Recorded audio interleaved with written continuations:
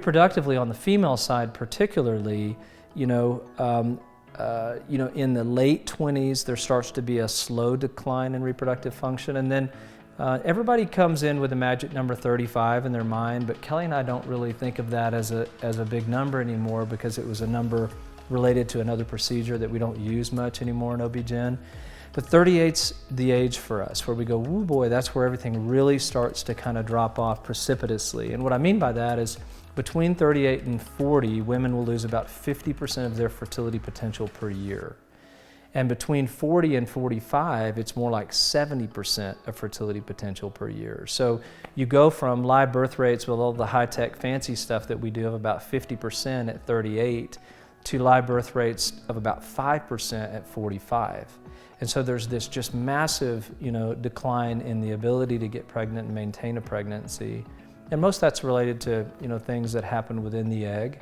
And structural things and proteins in the egg and genetic, integrity in the egg.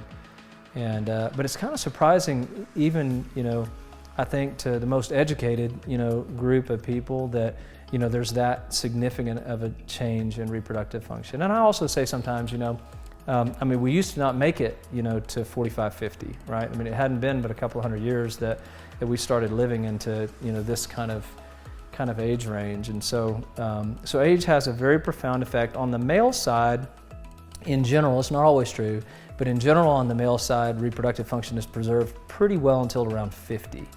And then you start to see a pretty gradual decline in male reproductive function. And you also see an increased risk of genetic abnormalities in children after the age of 50 in men. And in women, that starts in the late 20s, really. So,